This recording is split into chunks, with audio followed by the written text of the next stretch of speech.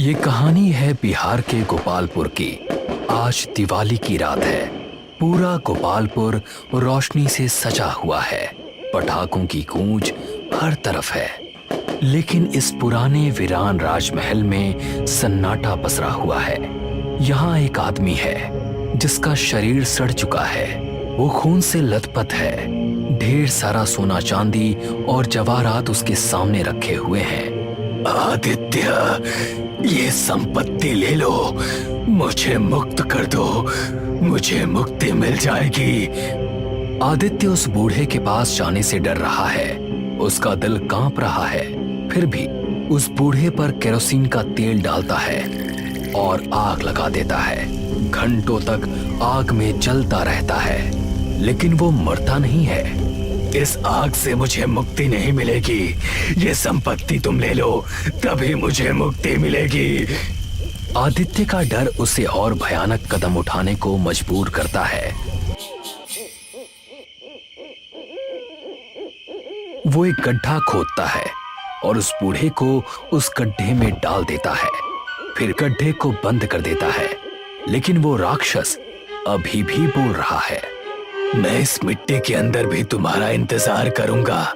तुम्हारे बिना मुझे मुक्ति नहीं मिलेगी। आदित्य राजमहल परिसर से बाहर की ओर भागता है और कुछ ही देर में अंधेरे में ओझल हो जाता है। आदित्य राजघराने का वारिस है, लेकिन वो सालों से बेंगलोर की चकाचौंध में खो चुका है। एक बड़ी आईटी कंपनी का मालिक अपनी पत्नी और 2 बच्चों के साथ सुखी जिंदगी जी रहा है। पापा, मेरे सारे दोस्त इस दिवाली अपने अपने गांव जा रहे हैं। पापा, हम भी चलते हैं ना, वहाँ दिए जलाएंगे, पटाखे फोड़ेंगे।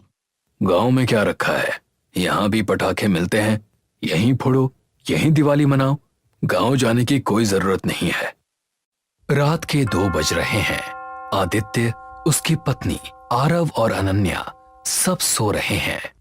तभी आरव को एक सपना आता है।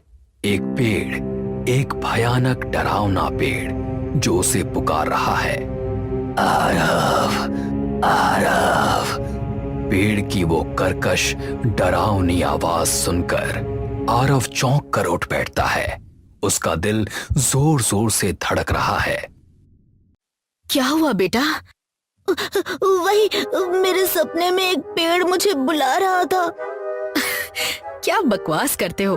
पेड़ कब से बोलने लगे? चुपचाप सो जाओ। आरव फिर सो जाता है, लेकिन ये कोई नया सपना नहीं है।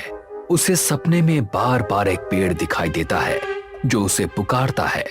वो अपनी माँ को बताता है, लेकिन वो उसकी बातों को बकवास समझकर टाल देती है। दोपहर का वक्त है। आदित्य अपने परिवार के साथ लंच कर रहा है। तभी दरवाजे की घंटी बजती है। आदित्य दरवाजा खोलता है। सामने डाकिया खड़ा है। साहब, चिट्ठी है। आदित्य लिफाफे को खोलकर और उस चिट्ठी को पढ़ते ही उसका चेहरा फीका पड़ जाता है। ये बिहार सरकार की चिट्ठी है। हमने सालों से हमारी प्रॉपर्टी का टैक्स नहीं भरा। अगर अब भी नहीं भरा तो सारी संपत्ति जब्त हो जाएगी। मुझे गांव जाना होगा। पापा, हम भी चलेंगे गांव। इस बार दिवाली गांव में मनाएंगे। हाँ पापा, अब मना मत करना।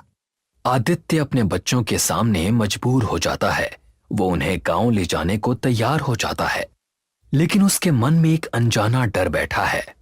ठीक है, मैं तुम्हें गांव ले जाऊंगा, लेकिन मेरी शर्त है, वहां मुझसे पूछे बगैर कहीं नहीं जाओगे। ठीक है।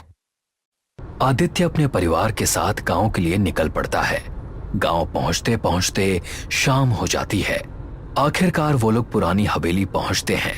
हवेली धूल और जालों से ढकी हुई है, मानो कोई भूतिया किला हो। राजमहल के परिसर में एक विशाल बरगद का पेड़ खड़ा है, जो रात के साये में और भी भयानक लग रहा है। अनन्या, वो देख, कितना विशाल बरगद का पेड़ है। मुझे क्यों लग रहा है जैसे मैंने इसे कहीं देखा है। क्या? तुमने कहाँ देखा?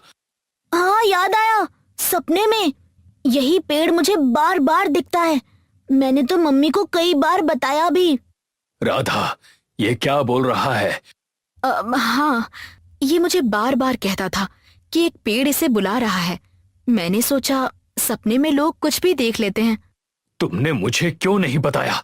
तुमने बहुत बड़ी गलती कर दी। अगर मुझे पता होता तो मैं इसे गांव लेकर आता ही नहीं। पापा, आप ऐसा क्यों कह रहे हैं? बाद में बताऊंगा।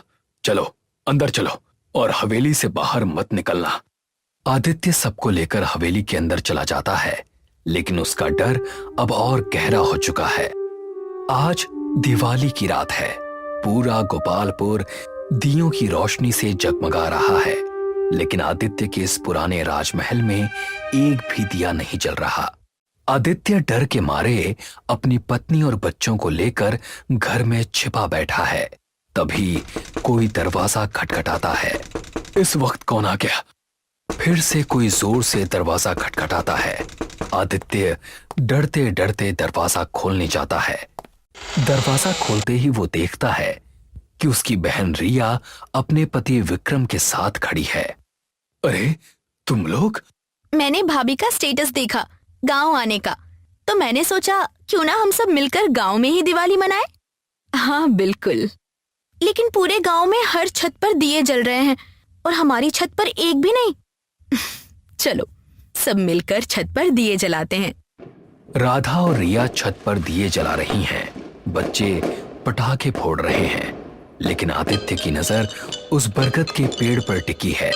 वो पेड़ ऐसा लग रहा है जैसे मानो किसी राक्षस की तरह उन्हें निकलने के लिए तैयार हो। दिवाली की रात है। बच्चे छत पर पटाखे फोड़ रहे हैं। विक्रम बाहर पटाखे फोड़ते फोड़ते उस भयानक बरगद के पेड़ के पास पहुंच जाता है। तभी पेड़ की जड़ों से सड़े गले हाथ निकलते हैं। उनके नाखून लंबे डरावने हैं। वो विक्रम को पकड़कर अपनी ओर खींच लेते हैं। विक्रम चीखता है, लेकिन पटाखों की आवाज में उसकी चीख दब जाती है। उसी रात आदित्य, राधा और बाकी सभी डाइनिंग टेबल पर खाना खाने के लिए बैठते हैं, लेकिन विक्रम वहां नहीं है। विक्रम कहाँ है? वो बाहर पटाखे फोड़ रहा था। अभी बुलाकर लाता हूं। आदित्य राजमहल के परिसर में जाता है। वो विक्रम को पुकारता है, लेकिन जवाब में सिर्फ सन्नाटा। तभी बरगद के पेड़ की ओर से कराहने की आवाज आती है। आदित्य डरते डरते उस ओर देखता है और उसका खून जम जाता है। विक्रम का शव पेड़ की जड़ों में फंसा हुआ है। तभी पेड़ों में दो आंखें, नाक, मुंह उभर आते हैं। ये आदित्य के दादाजी का चेहरा है। बेटा, तू खजाना ले ले। आज दिवाली है। आज की रात तू मुझसे खजाना ले ले तो मुझे मुक्ति मिल जाएगी। आदित्य विक्रम का शव देखकर चीखते हुए राजमहल के अंदर भागता है और दरवाजा बंद कर देता है। विक्रम की मौत की खबर सुनकर रिया भी रोने लगती है। भैया मुझे जाने दो, पेड़ के पास मुझे जाना है। मुझे विक्रम को देखना है। मत जाओ, वरना वो राक्षस तुम्हें भी मार देगा। रिया आदित्य की बातें नहीं मानती। वो पेड़ के पास चली जाती है। विक्रम का शव देखकर वो फूट फूट कर रोने लगती है। विक्रम, विक्रम। तभी पेड़ से कराहने की आवाज आती है। पेड़ में आदित्य के दादाजी का चेहरा उभरता है। उनकी आंखें लाल हैं। रिया ये देखकर भागने लगती है, लेकिन पेड़ की शाखाएं उसे लपेट लेती हैं और उसका गला घोंट देती हैं, मानो पेड़ ने उसे फांसी दे दी हो। ये सब आदित्य खिड़की से देख रहा होता है। सब सो जाओ, मुझसे पूछे बिना कोई बाहर नहीं जाएगा। आदित्य और राधा दोनों बच्चों को बीच में सुलाकर सो जाते हैं। रात के 2 बज रहे हैं।